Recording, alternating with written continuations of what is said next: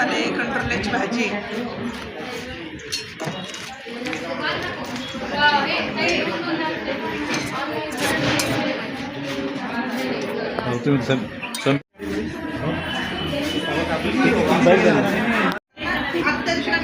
गावात गेली तेच म्हणे की हा त्याच्या म्हणे आता येणारच ना सोबतच सांगते नाही त्यासाठी काम चालू झाले माझ्या पण असं नाही करायचं ना 10,000 पॅकिंग.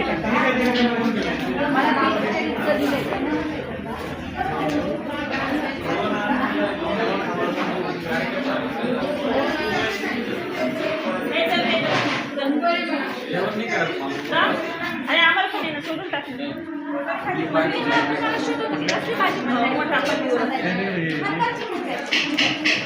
व्हिडिओ रेकॉर्ड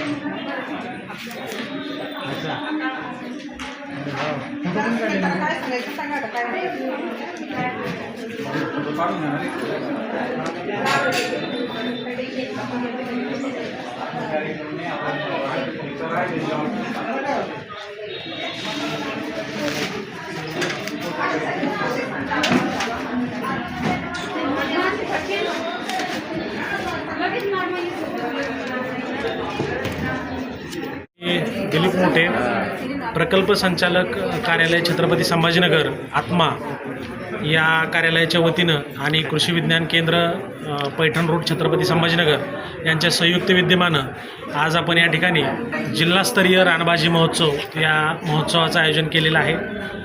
रानभाजी महोत्सव हा आपण 9 ऑगस्ट ते 15 ऑगस्ट या दरम्यान दरवर्षी साजरा करतो. हा महोत्सव साजरा करण्यामागं उद्देश हा असतो की ज्या पावसाच्या पाण्यामुळं ज्या जाणीवपूर्वक भाज्या लावलेल्या नसतात परंतु निसर्गतः त्या उगवलेल्या असतात अशा भाज्या म्हणजे रानभाज्या. तर या रानभाज्या खाऊन पूर्वीची जी लोक होती ती समृद्ध, सशक्त, सुदृढ प्रकारचं जीवन जगत होती. आजकालच्या या धकाधकीच्या जीवनामध्ये हे जे रानभाज्या आहेत या आत्ताच्या शहरी वातावरणात राहणाऱ्या जे लोक आहेत या लोकांना याची ओळख व्हावी, याचे गुणधर्म समजावेत, याची न्यूट्रिशनल व्हॅल्यू समजावी, याची मेडिसिनल व्हॅल्यू समजावी आणि ह्या भाज्या ज्या आहेत या शहरी लोकांच्या जेवणामध्ये यायला पाहिजे, त्यांच्या अन्नसाखळीमध्ये यायला पाहिजे. हा या कार्यक्रमामागचा मुख्य उद्देश आहे. सोबतच आपण बघू शकता की इथं पाककृतीचं सुद्धा आयोजन आपण केलेलं आहे. नुसत्या रानभाज्या माहीत होऊन सध्याच्या पिढीला जमणार नाही, तर त्या कशा बनवल्या जातात, त्याची पाककृती काय आहे हे सुद्धा आमच्या महिला भगिनी या ग्रामीण भागातून आलेल्या आहेत. या भाज्या घेऊन आलेल्या आहेतच, सोबत पाककृतीसुद्धा करून त्या घेऊन आलेल्या आहेत. तर या सगळ्या लोकांना ती समजावी आणि याचा प्रचार प्रसार व्हावा हा आत्मा कार्यालयाचा उद्देश आहे आणि याच्यासाठी या कार्यक्रमाचं आपण आयोजन या ठिकाणी केलं. रानभाज्यामध्ये कोणकोणत्या भाज्याचा समावेश आहे त्यांची नावं सांगा. रानभाज्यामध्ये सर्वसाधारणपणे चिगळ आहे, करटुले आहेत, पाथरी आहे, माठाची भाजी आहे. त्याच्यामध्ये सुद्धा 2 प्रकार आहेत, हिरवा माठ, लाल माठ. त्याच्यानंतर उमराची भाजी आहे. अशा बऱ्याच करडीची भाजी आहे, आपण बघू शकता चोपडीची भाजी आहे, पाथरीची भाजी आहे, अशा आंबाडा आहे. अशा अनेक भाज्या जवळपास 60 ते 70 प्रकारच्या भाज्या या मराठवाड्यामध्ये आपल्या छत्रपती संभाजीनगर जिल्ह्यामध्ये उगवतात आणि त्याचा ग्रामीण भागामध्ये वापर केला जातो. सर, ह्या रानभाज्या आता लोकांच्या सर्वसामान्य लोकांच्या खाण्यामध्ये येत नाही, असं काय कारण असं? सर्वसामान्य लोकांच्या खाण्यामध्ये या भाज्या न येण्याचं एक प्रमुख कारण आहे की याच्याबद्दल असलेलं अज्ञान. कारण या भाज्या आपण जाणीवपूर्वक लावत नाही, त्याच्यामुळे त्याचा जो क्षेत्र असतं, एरिया असतो, तो निसर्गतः जेवढं उगवतो तेवढंच असतं. त्या भाज्या ग्रामीण भागातील शेतकऱ्यांना, ग्रामीण भागात राहणाऱ्या सर्वांना बरोबर माहीत असतं, त्यामुळे ते तिथल्या तिथं त्याचा वापर करतात आणि खाऊन घेतात. परंतु याच्यामध्ये शहरी भागातल्या लोकांना याची तशी माहिती असण्याचं फारसं कारण नाही. एखाद्यानं जाणीवपूर्वक शोधलं तरच त्याच्याबद्दल माहिती असते. हे एक त्याच्यामधलं प्रमुख कारण आहे की त्याच्याबद्दल माहिती जास्त लोकांना नाही. काही भाज्यांना नामशेष झाले आहेत, हो, संपत चालले आहेत, काय कारण आहे? भाज्या नामशेष होण्यामागं एक प्रमुख कारण असं असतं की भाज्या उगवतात निसर्गातल्या, परंतु त्याचा पाककृतीमध्ये कसा उपयोग करायचा ह्याच्याबद्दल माहिती नसते. मग जी गोष्ट आपण वापरत नाही ती ऑटोमॅटिक नष्ट होते, हा निसर्गाचा नियम आहे. त्याच्यामुळे त्या भाज्या निसर्गामध्ये मागे पडून जातात. किती स्टॉल आले सर?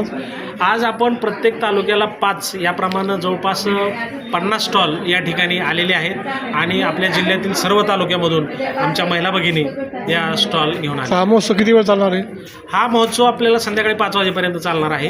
हा सकाळी साधारण 10 वाजता याचं उद्घाटन झालेलं आहे आणि उत्स्फूर्तपणे आपण बघतोय शहरातली सुद्धा लोक अतिशय चोखंदळपणे या ठिकाणी येऊन रानभाज्या खरेदी करत आहेत. ओके. नमस्कार, मी अर्चना सुनील शितोळे. मी कंट्रोल्याची भाजी रानभाजी मेळा बनवून आणलेली रेसिपीसाठी. ही बघा काळ्या मसाल्याची भाजी, काळ्या मसाल्यापासून बनवलेली आहे आणि हा प्रीमिक्स आहे. पण यात पण छान भाजी होते.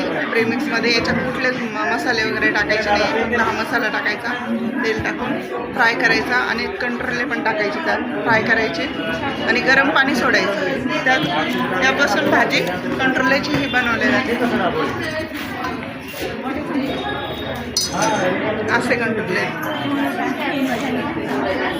तर इथं मी स्टॉल लावलेला आहे रानभाजी मेळाव्यामध्ये. हे ताट पण देते मी 150 रुपयाला 2 भाकरी.